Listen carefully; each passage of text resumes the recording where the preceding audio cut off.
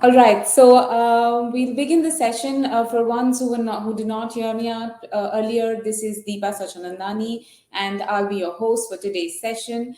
If you have any questions or any queries during the webinar, please feel free to ask. Let's try and make this as interactive as possible because that's how it will be a great session for you as well as for us. Without much ado, I can see there are others joining in as well, but we'll start today's session. As you can see, the topic for today's session is time, not timing. That is the key to navigating market volatility. I'm sure many of you all must have not been very clear with what this is, but don't worry, we'll figure it out as to what we're trying to say and what will help you fight out the market volatility currently. As you all are aware, I think the news is out there all out over. Markets have tanked this year. Almost all the global indices are in deep losses. So what have been the factors that have been responsible for all of these losses? Almost SPX 500 is down by nearly 20% from its all-time high. Before rebounding, we had Nasdaq, which is another major index in the US, which is down almost 30%. What were the factors responsible for all the sell-off in the market that we've seen this year? We know that we had crazy valuations at the start of the year, so obviously many were already fearing that there could be a sell-off. Then we had the Russia-Ukraine crisis, which aggravated the situation. Stock markets generally do not like any uncertainty or any war-like situations, which is obviously negative for the markets. And of course, inflation was already at its peak, and which aggravated further because of inflation, because of the Russia-Ukraine crisis. So we saw during the pandemic there was a lot of money pumped in by the governments, and because of that, when there is so much money chasing too few goods, we saw prices rise high, and that led to inflation. And not only that, we had other supply chain issues. Obviously, because of the lockdown, there were supply backlogs that were happening, and the China lockdowns and further the Russia-Ukraine crisis aggravated the situation. Inflation has been sky high. It is at a 40-year high. And not only that, these days the weather conditions have been really severe. We can see there's heat wave across the globe, because of which also prices have been shooting to the sky. Oil prices are extremely high. Vegetables, commodity prices are really high. So all of that will definitely be a bad sign for the economy, and which is why markets reacted in advance, and they have started the year on the wrong foot. Major indices are down now because a major tool that central banks across the globe adopt to control inflation is that they will try and reduce the excess liquidity in the market.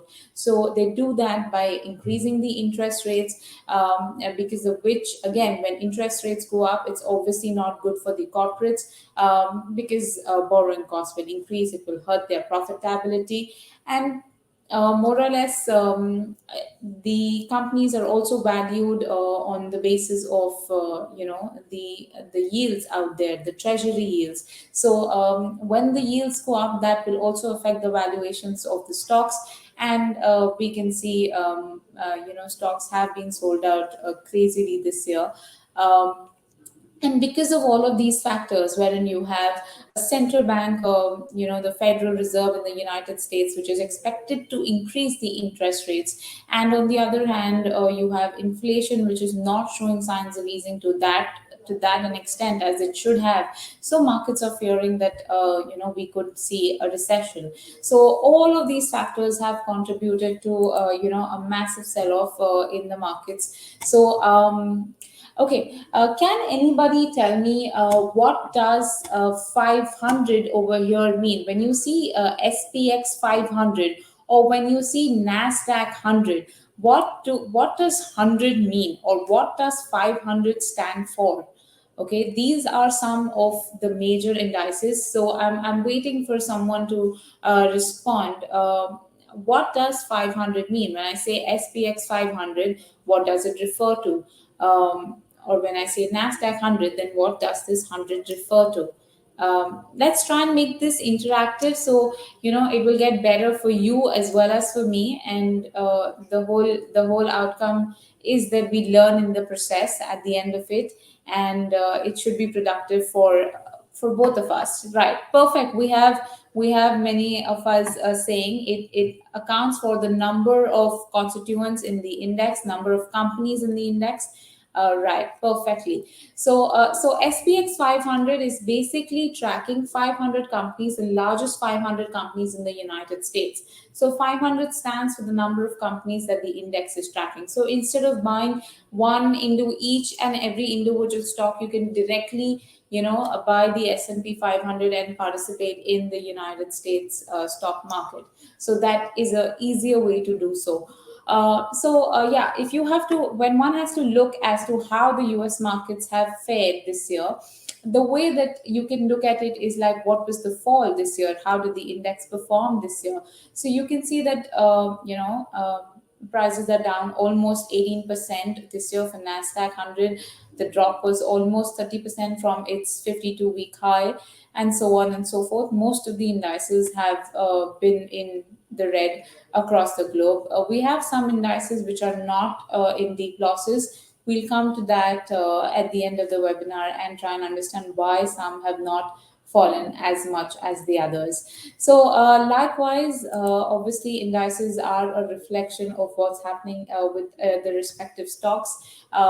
We've seen some of the biggest, largest names out there which have dropped miserably.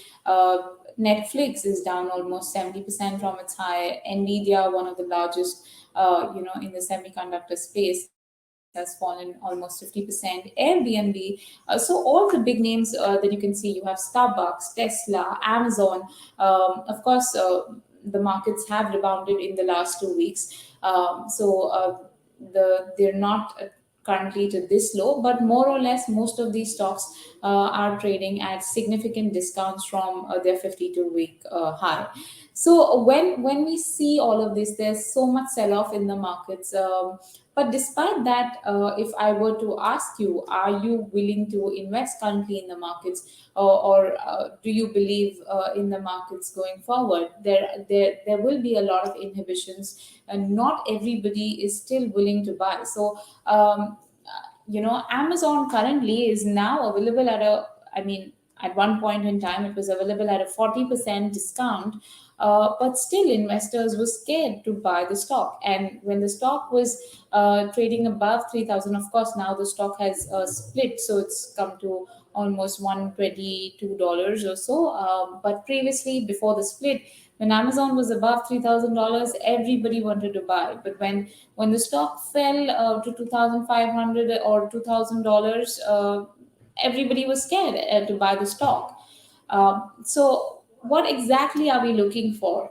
Why are we not, willing to buy the stocks at these levels? So basically, people are believing that maybe there's a further fall. So we're looking to catch the exact bottom. But that is the hard fact about markets. It is completely futile to try and time the markets and to catch the exact bottom. Nobody can predict that this is the bottom and from here markets will rally. I mean, of course, there are predictions out there, but nobody can give you a guarantee that this is the level.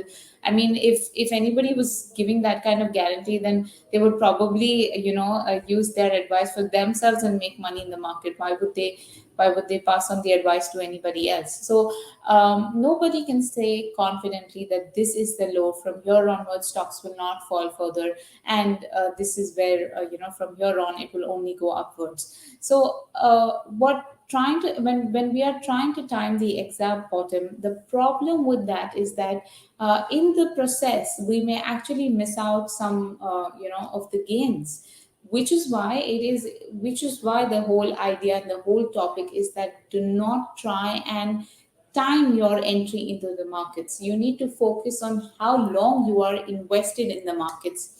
So again, before we take this further, can anybody, I mean, all of y'all, in fact, if you were to take a guess as to what, according to you, was the best single day return for, the S&P 500 in the last 20 years? Like, was it 2%, 3%, 5%, 7%, 10%? What, according to you, just take a wild guess. Like, what was the best single day return for SPX 500? You'll understand why I'm asking this question later. But what, according to you, was the best single day return for SPX 500? So SPX 500 is generally the benchmark for the global index for the performance of the United States and for all the stocks within the US. So that's why whatever we'll question or whatever we'll discuss will be considering what will be considering the S&P 500 as the benchmark. So what, according to you, was the return for SPX 500, the best single day return? All right, we have someone saying it was 5%. Okay, come on, let's try and make this interactive. I need to see some more. Okay, yes, we have someone else saying that it is 6%. Okay.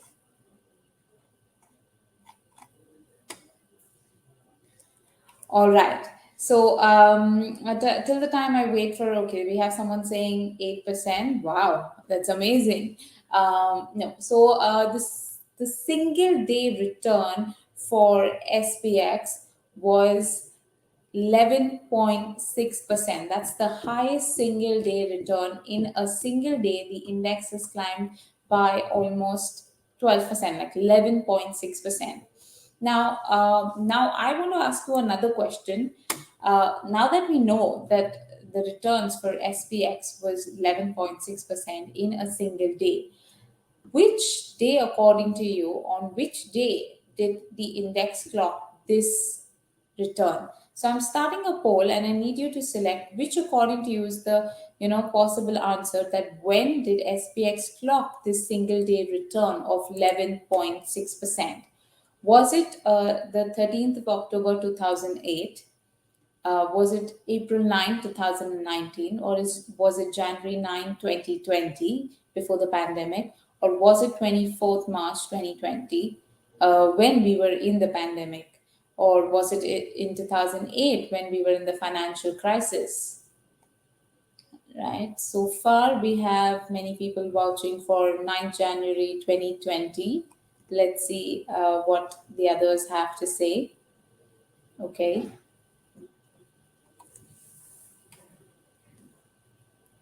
Okay. I'll wait for another 5 seconds and end the quiz. Five, four, three, two, and one. All right. So we have received the maximum votes for 24th March 2020, the least number of votes for 13th October 2008, and the second highest that we've received is for 9 January 2020. So if you try and understand this, in fact, uh, all of these days, most of these dates, in fact, are during the periods of extreme prices and extreme volatility in the markets. March 24, 2020 was when stock markets were almost going through that volatile period because of the pandemic. There was lockdown. There was the entire world was dealing with the crisis. Markets before that had crashed miserably, and everybody was expecting that it's the end of the world. Markets are going to crash miserably. But before I go further and I tell you the best day, I mean the day when SPX clocked the highest return was 13th October 2008. So kudos to all of you who got it right. So basically, this was the year of the financial crisis. And isn't it surprising that in a year of financial crisis, the index has clocked the maximum returns in a single day? So that's exactly why we say that trying to time the markets is what is tricky, and in the process you may actually end up missing out some of the bigger returns. So yeah, look at this. For the SPX 500 or even for markets across the globe, past observations suggest that markets tend to make its largest jumps precisely when volatility is high and when market is in chaos. When we say volatility means the extreme fluctuations in the market. It also refers to a lot of scare or a lot of fear in the market. So volatility is basically used in a negative, connotation.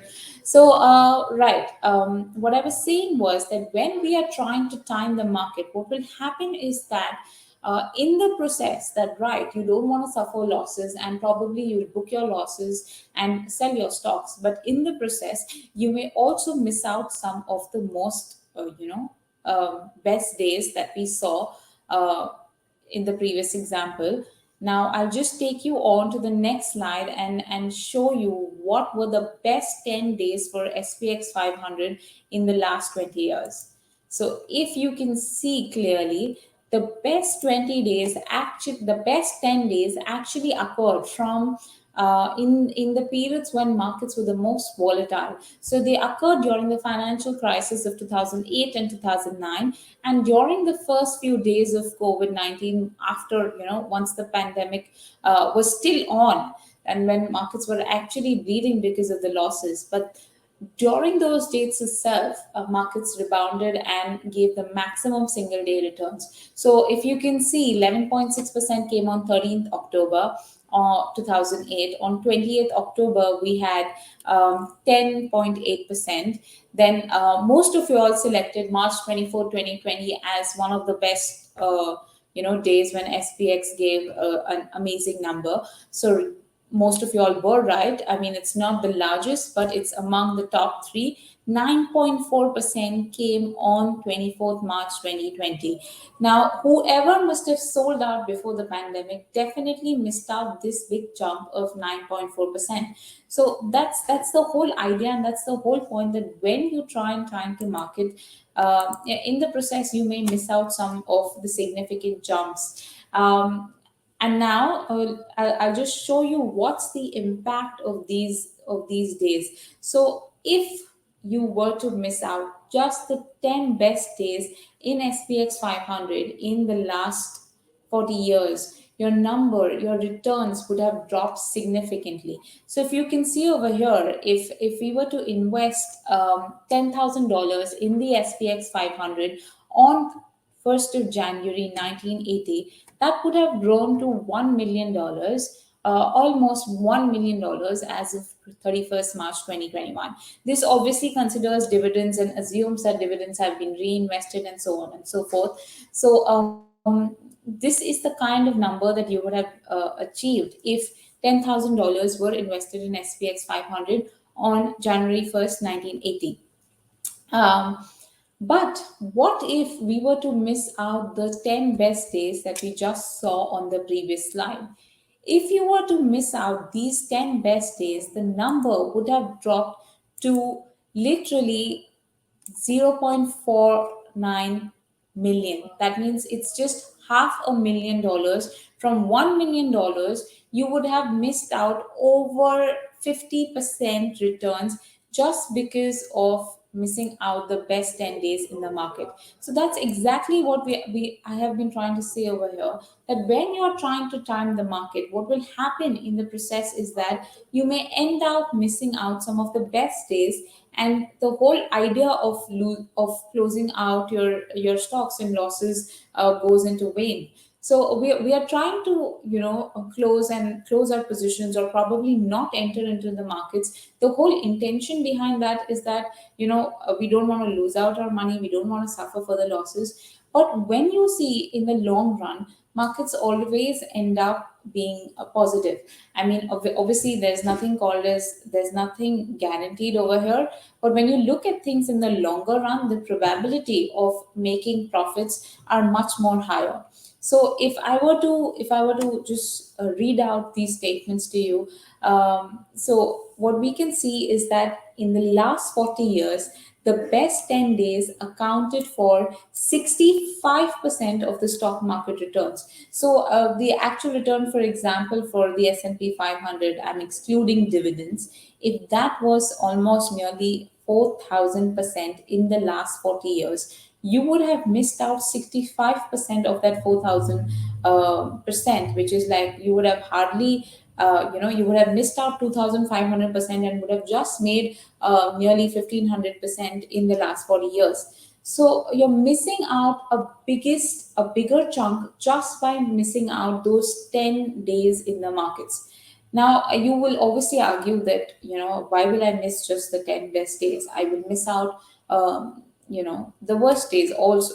Of course, that's true and that's fair and that's fine. But what we're trying to say is that if you miss out, what we're trying to show out here is the impact of missing out the best days in the market, or the impact of even trying to time the market. So, for example, in the past 20 years, the S&P 500 accounted for, the 10 best days accounted for 75% of the returns.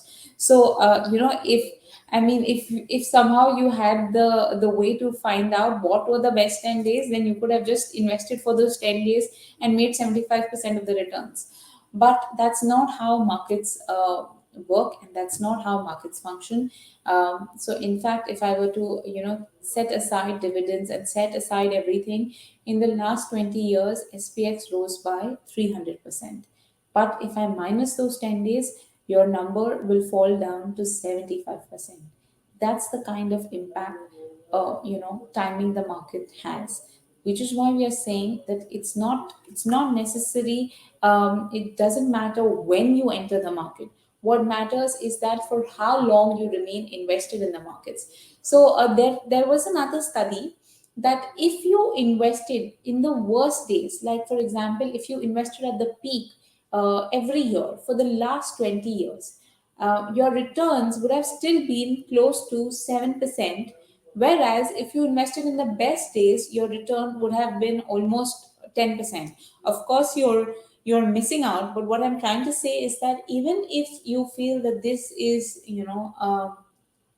too high a price to enter into the markets, in the long run, you'll still eventually end up making significant gains. So let me point out. Okay, so there, according to Bank of America, now this is an amazing stat that blew me off actually. So if you were to look at the data going back to 1930, if an investor missed the S&P 500's 10 best days each decade, okay, so every decade you're missing out, every 10 years you're missing out just the 10 best days. So your total return would have been merely 28%. Whereas if you held steady for a period of almost 100 years, your returns would have been 17,000%. Of course, we wouldn't have held for 100 years, but if our ancestors and if our parents bought SPX 500 and held on to it, the returns would have been 17,700%. None of us would, if my ancestors or my parents did this for me, I'm sure I wouldn't even be here. I would probably be, on a holiday, just roaming around the world and enjoying. So that's the magnitude of the returns that you get in the long run. Now, the biggest problem that what happens is that, when I say all of this, that you do not need to sell when markets are low and so on and so forth, it's very easy to say, but when you're dealing with it practically in the real life, it becomes really difficult to stick by this advice. And the reason why this happens is because human beings, of course, we have a lot of emotions that come into play when we are dealing with the markets. You cannot practically just leave out your emotions and just focus on the markets. When it comes to money, emotions play a major role, and that is what causes us to panic and take the wrong decision. So if you can look over here on the chart very clearly, this is how human beings generally react, and this is what is a common cycle that we've seen across investors. So what happens is that let's start from here. So when markets start rising, probably you say you feel sad that, oh, I did not buy the dip. I wish I would have bought the dip. And you regret the fact. Then you say that, okay, no worries. In case if I see another dip, I will get in then. But markets don't correct and they rally further, and you're at this level, and you think, oh my God, I've missed out a significant proportion of the rally. But if I do not invest now, then I'll miss out more.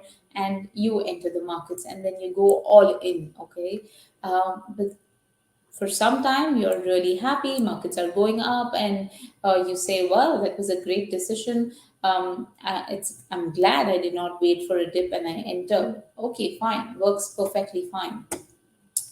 But then when prices rally further, you're happy, and when they start falling, you're like, okay, maybe this is just prices are taking a breather. They've rallied significantly. They probably go up again. It's just a small dip. If it falls further, then you say that no, maybe this is temporary. I'm a long-term investor. I don't care about what's happening in the short term. I'm looking at it from a long-term point of view. Markets fall further. When SPX was down now by 10% or even 12%, investors started panicking. Everybody was like, oh my God, markets are going to crash, and so on and so forth. When the markets were close to 20%, people started, you know, panicking, and everybody started selling their stocks, for example. And then what happens? When you panic and when you sell over here, what happens is that, okay, even if the markets fall further, you feel, wow, I made a good decision. Thank God I sold. But then markets start rallying higher. And that's when, you start feeling that, no, I don't believe in these markets. I'm not going to enter. I'm not going to do this. And the cycle continues. This is what has been happening. When markets fall, that is the time that we need to be entering the markets, but everybody is panicking and does not want to enter at that point in time. And when markets are at the peak, nobody wants to everybody wants to participate in the profits, and everybody wants to buy. This is a cycle of fear and greed. When markets start falling, that is when everybody is fearful and nobody wants to enter into the markets. And when markets are high, everybody wants to participate in the profits and everybody wants to enter. And that is a cycle of fear and greed, and which is what we need to overcome. So and that is exactly what you need to do in the long run if you want to make profits. So the biggest problem out here is that it is very difficult for anyone to perfectly time the markets. And during periods of high volatility, if one cannot foresee and sustain that high volatility, there's a good chance that you'll get nervous, and you'll probably throw in your towel at the worst possible time, even to alleviate the smallest and the minor pains that you get from the basic losses in the markets. So nobody likes seeing red in their portfolio. So it's human nature. When you see stocks falling, or when you see deep red losses in your account or in your portfolio, human beings generally try to they don't want to see any of those losses anymore, any further. And that is when you hit the panic button and you sell, and probably from there on, markets may start rebounding. I'm not saying exactly that this could be the bottom and this is the bottom, but what I'm trying to say, that your decision should not be based on emotions, and it should be a rational decision. The biggest problem is that for human beings, it is very difficult to stick to this. Practically, I can say all of this, but when it comes to following this advice in the real world, it becomes difficult to stick to this advice. So, how can you overcome this, and how do you understand why it is necessary to stay invested in the long run and not be bothered about any kind of downfall that we are seeing in the markets?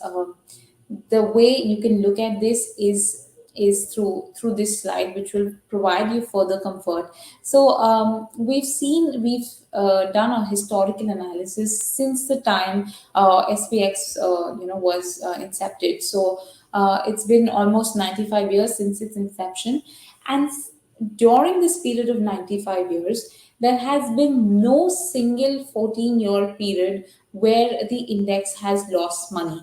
So now, even if you invested in the year 1935, held it for 14 years, or you invested in the year 1955 and you held it for 14 years, or you invested in the year 2000 and held it for 14 years, there was no single 14-year period where you would have lost your money.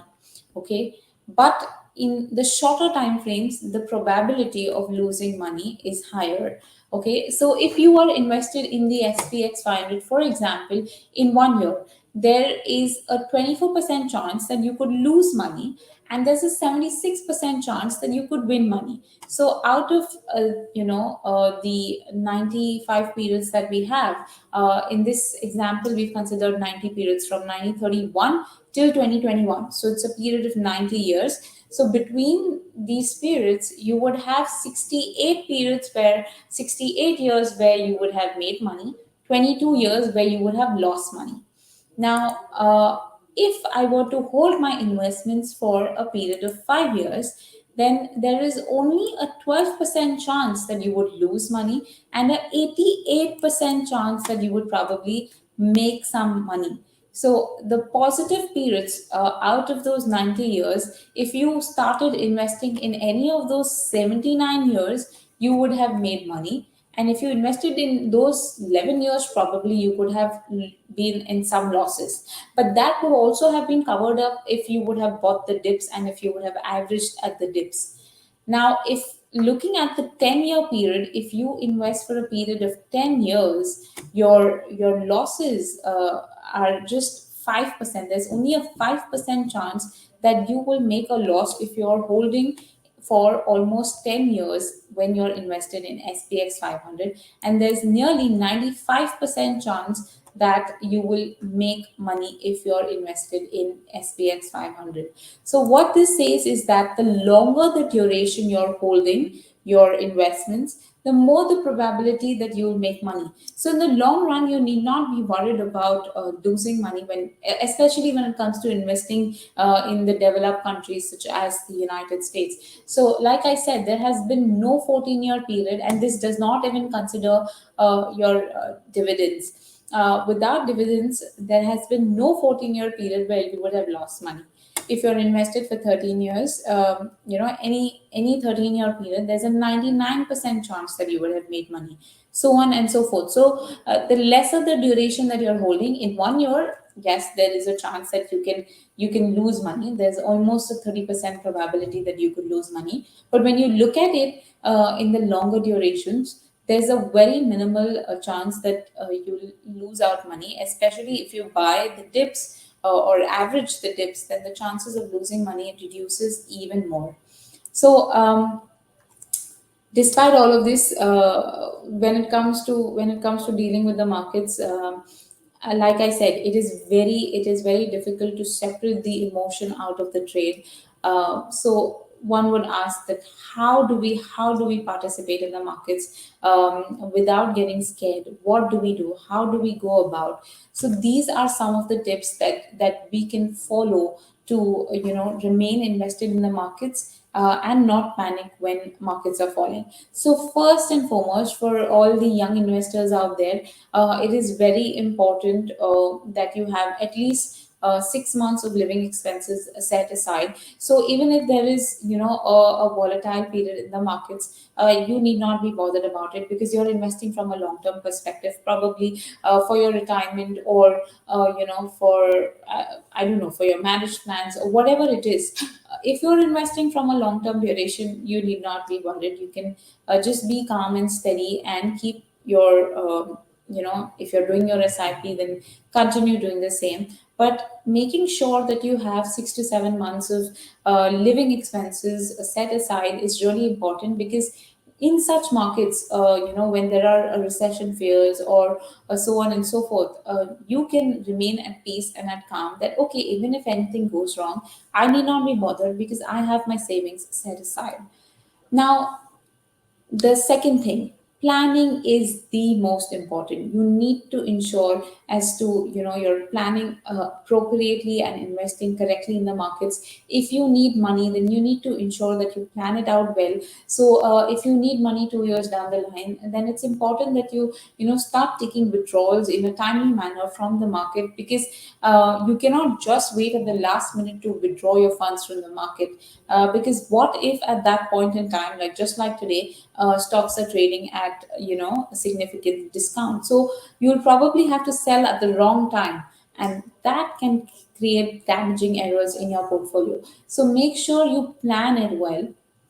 Now, in markets like these, it's very important that we avoid risky bets. So when I say risky bets, I'm talking about those penny stocks, or extremely highly volatile stocks, high beta stocks. Is anybody aware as to what do high beta stocks mean? So when I say a stock has a beta of 1.5, what does this mean? Can someone tell me over here? I'm just waiting for someone to respond. What do high beta stocks mean? When I say a stock has a beta of 1.5, what does it mean?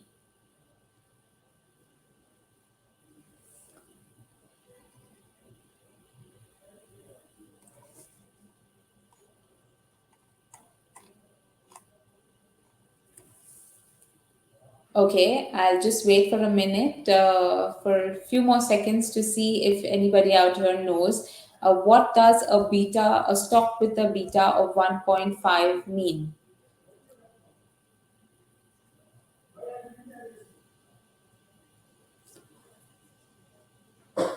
All right. Yes. Oh, perfect. So the stock moves zero point 0.5 times more on either side with each point move in the index. That is perfect. So when I say a high beta stock, so suppose, for example, your stock has a beta of 2. And now if the SPX goes up by 10%, your stock will most likely go up by 20%. But if SPX falls by 10%, the stock will also fall by 20%. So high beta stocks will be very volatile, and in such markets, when volatility is high, when the fear is high, you would probably want to avoid extremely high beta stocks, or those penny stocks, and these are the stocks that you need to avoid in such markets. In fact, we need to concentrate and focus on stocks which have really strong balance sheets, and they are quality names which have the ability to survive and foresee in any kind of a volatile environment. So when inflation is at a multi-decade high, so companies which have the ability to pass on the cost to their customers, or if they do not have the ability to pass on the cost, if probably they have that much cash that will help them survive through the periods of high inflation or recessionary environment, those are the companies that you should be investing in. Of course, like I said, it is not possible to exactly time the markets, so we don't know if markets have already witnessed a significant correction, or if they will witness further correction. So in such markets, dollar cost averaging can be an excellent strategy. So in this way, what will happen is that you will be participating in the markets as well, but at the same time, you will not be missing out on any bottoms out there. So for example, if you buy some amount out here, and if markets correct further, then you can average out further at the next phase when markets correct, and probably average further if there is a further correction in the markets. So what we will be looking at will be, it's called as dollar cost averaging, so that you'll divide your whatever you want to invest. For example, if you have $1 million and you want to invest in the markets, so you will invest, say, 25% at the current stage. At the next stage, you'll go in for another 30-40%. And at this third stage, you'll go for the remaining 20-25% that is remaining.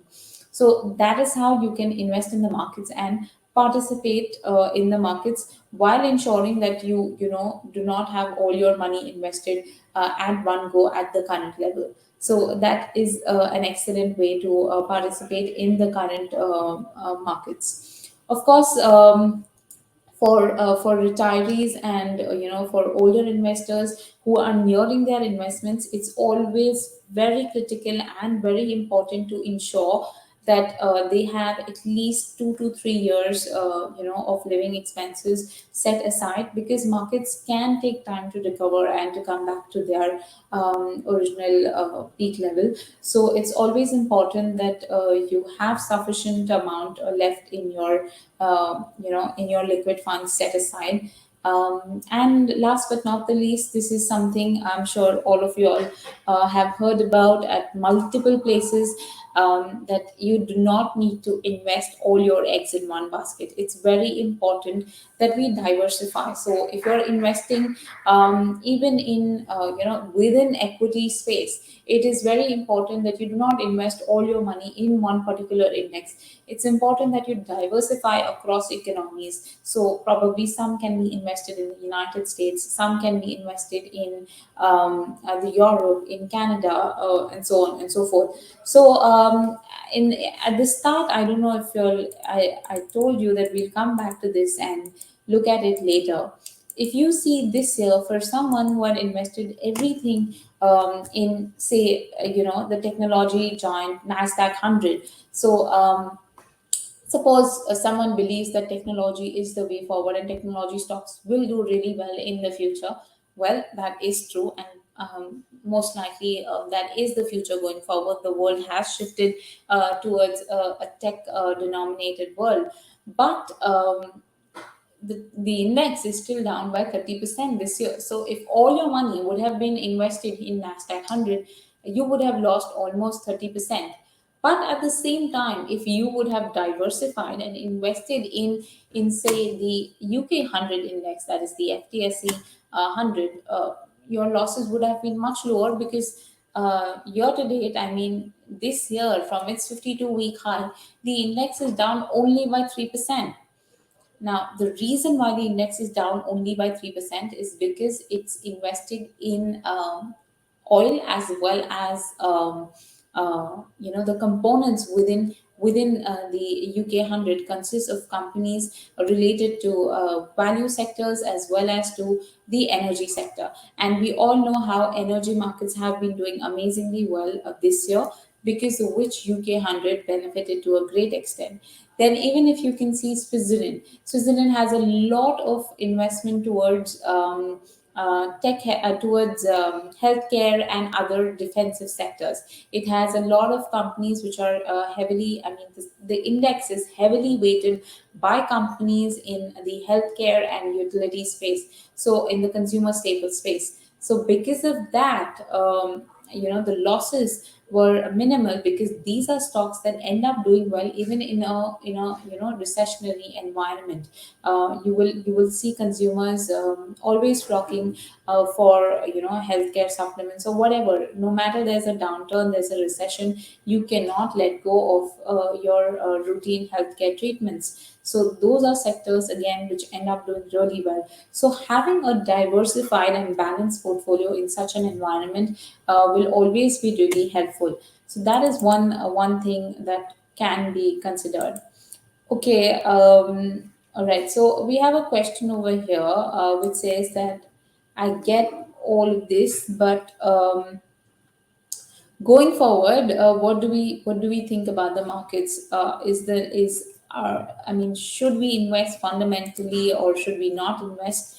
Um, Okay, so this comes back to the same question that again we are trying to time the markets.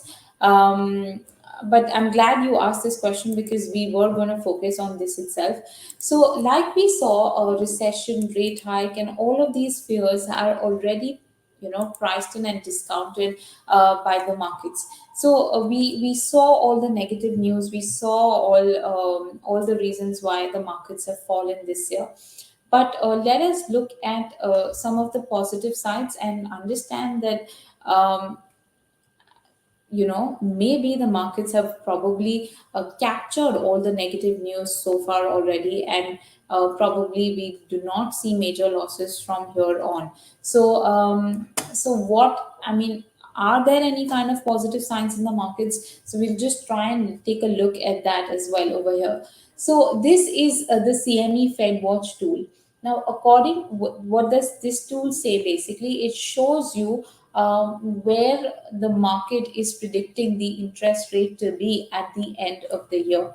So, by how much the Federal Reserve is expected to increase the interest rate at the end of the year. So, if you can look at this chart, so markets are pricing in a 50% probability that at the end of the year, the interest rate will be between 2.75 to 3%. That is, the Fed funds rate will be 3% right now.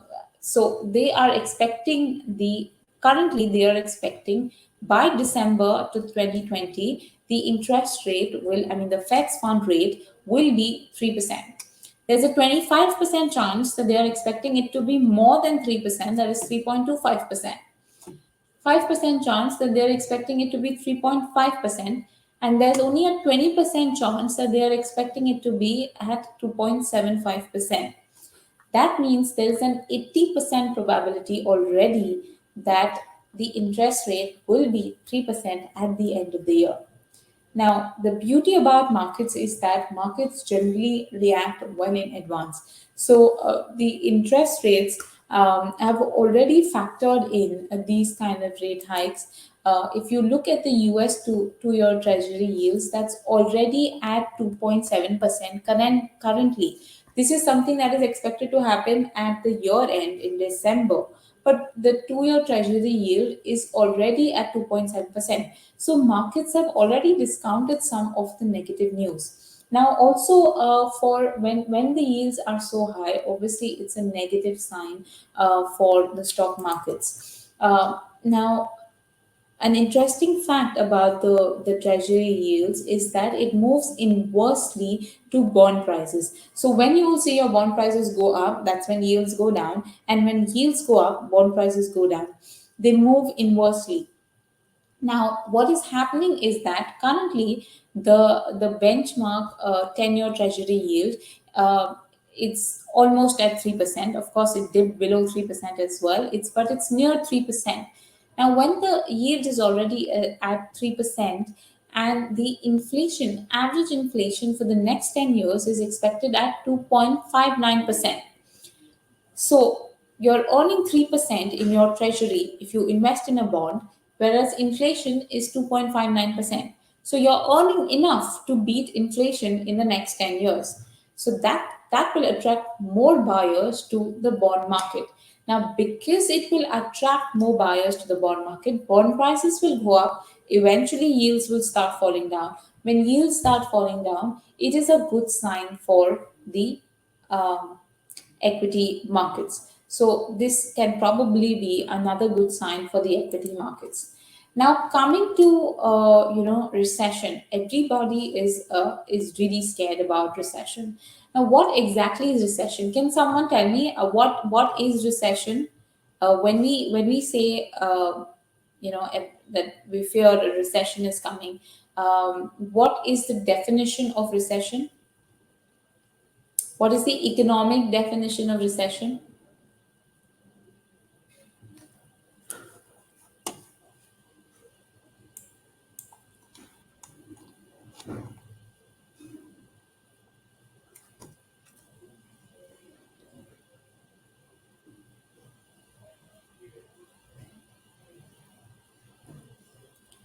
What is recession? The economic, all right. Okay, yes.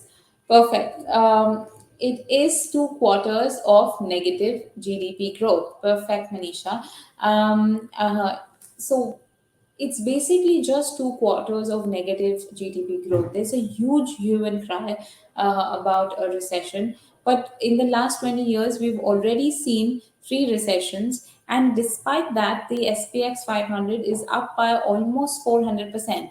I'm considering the dividends reinvested as well. So we saw three recessions since 2000. And even if you were a part of all of those recessions, your gains have been significant. It has been 400%.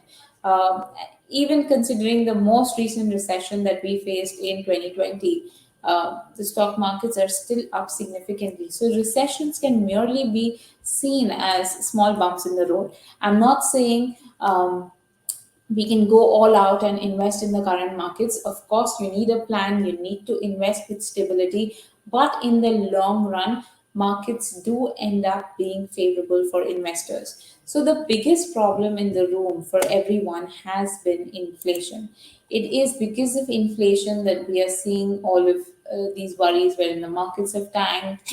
The Fed has gone ahead and increased rates. So, if inflation comes under control, half of our issues will already be solved. In fact, when inflation starts bottoming out and starts coming down, by that time it may actually be too late to enter the markets. Markets will already react and probably already rally by then. So that's the beauty about markets. They end up reacting well in advance. So we need to be prepared and we need to focus on the same. Now, when it comes to inflation, when it comes to the inflation data, thankfully, the last data at least has started showing signs of easing. So, when in the month of March, we saw the prices surge by 1.2%, and in the month of April, this number came down to 0.3%. So previously, inflation on a year-on-year basis was at 8.5%, and in April it came down to 8.3%. So hopefully, there are signs out there that inflation may be showing signs of peaking out. If that does happen, it is obviously really good for the markets. Even if that doesn't happen in the long run, one way that you can actually fight inflation is if you are invested in the stock markets.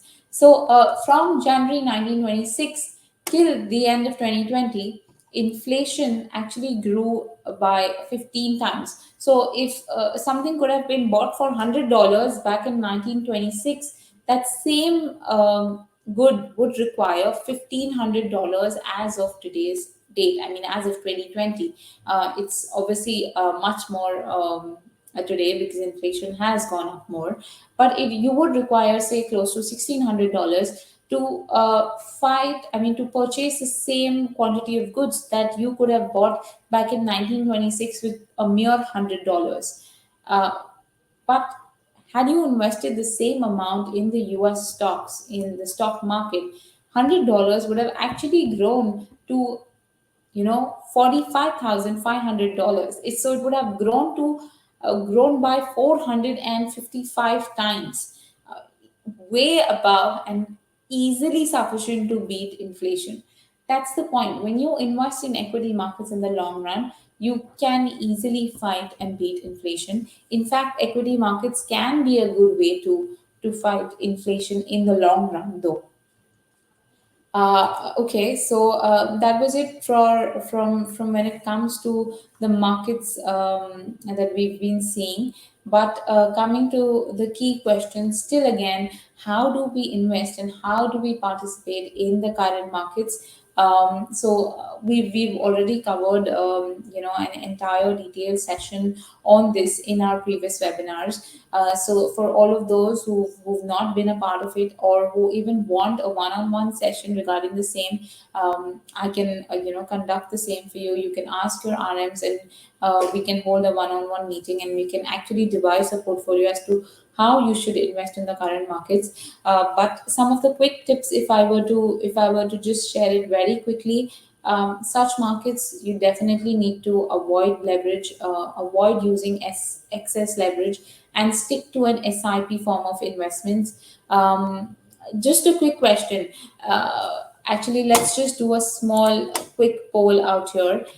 $1,000 investment in SPX every month since 1988 would have grown to how much? I have started this poll. Come on, quickly, if we can just have this answer out here. Would it be 500K? Would it be $1.5 million? Would it grow to $2.2 million, or would it grow to $3.2 million? A basic $1,000 investment in SPX since the year 1988. Right. We have three responses so far, four, five. Okay. So 50% of the people feel that um, the portfolio would have grown to $2.2 million. Wow, that's an amazing number. We have um, 20% who feel that it would have grown to 1.5. We have just 10% who feel that it would have grown to 500K. And we have another 20% now. Okay, the numbers have been changing. Yeah, we have more than 30% feel that it would have actually grown to $3.2 million. Okay, I'm going to end the vote now, the poll in 3 seconds. Three, two, 1, 0. All right. So we have 22% who think that it's going to be 500K. We think 33%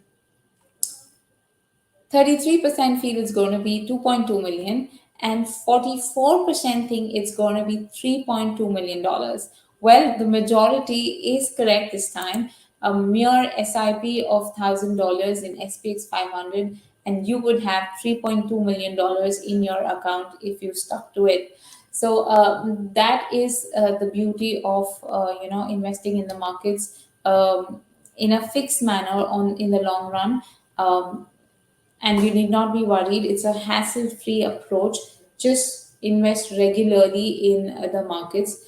Other approaches that you can look for are ladder portfolios. Ask your RMs. They can share the portfolio with you, or you can even reach out to me. We can do a one-on-one session and understand how a ladder portfolio works. But it's basically the concept is of dollar cost averaging that we discussed in the previous slides. We even have an index ladder portfolio, which will help you divide your investments across different geographies and help you minimize your risk.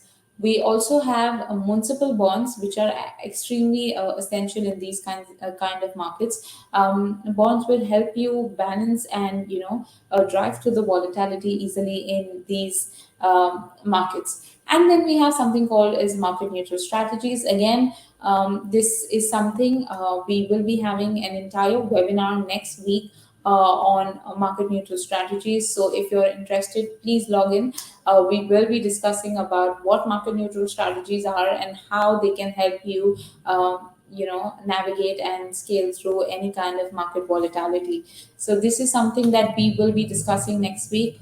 We have something regarding seasonality trades. So if you can see over here, the month of June has been really positive for sugar raw when it comes to seasonality. So when we look at commodities, they tend to depict seasonal behaviors, obviously because of the demand, supply, and they are harvesting seasons and so on and so forth. So for commodities, there's a lot of seasonality trades that are available, which can be a very small proportion of your portfolio can of your funds can be allocated to seasonality trades.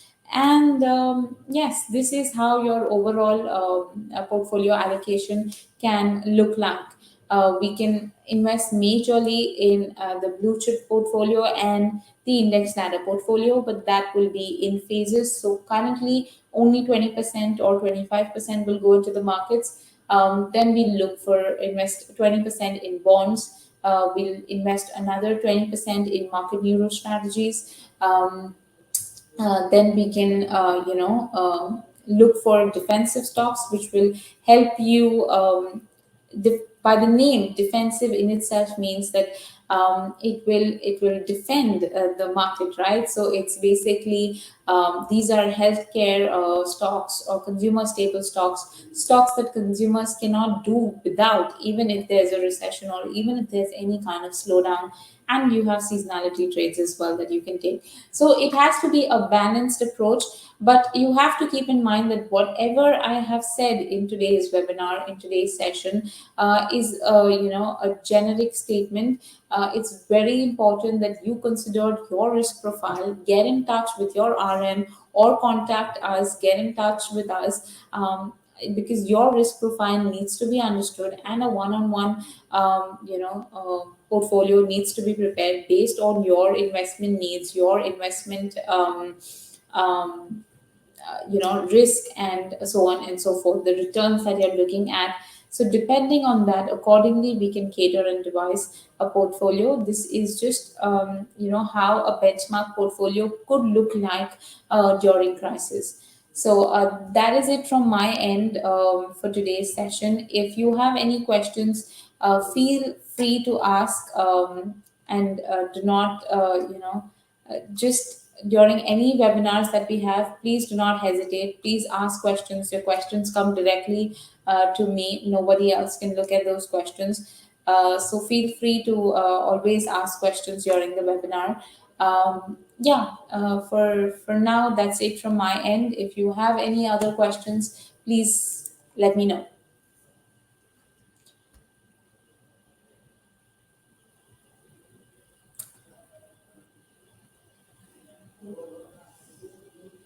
All right. So we have someone saying thank you. Thank you, Milan. It was great to have you join us today. Thank you very much.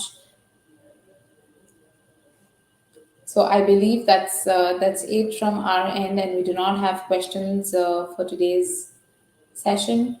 In any which ways, if you have any questions or any doubts that you come across in, you can always go through the webinar. It would be uploaded on our website. And also, if you like the session, please go on to Google and please review us. That would be great and would be really helpful. And I look forward to seeing you all at the next webinar. Thank you. Thank you so much.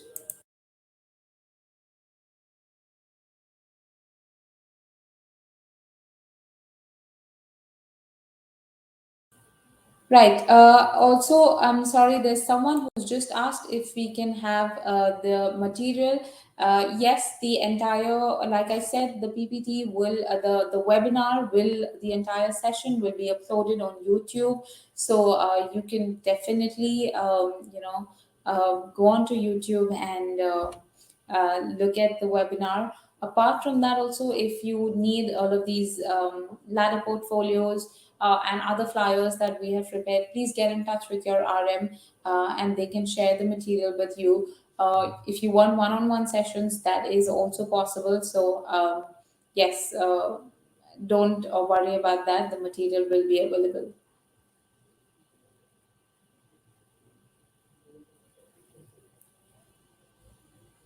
Yes, don't worry, the material will be available. All right, someone else says thank you so much. It's glad. I'm glad that you all liked the session and enjoyed it. This feels great. Thank you so much.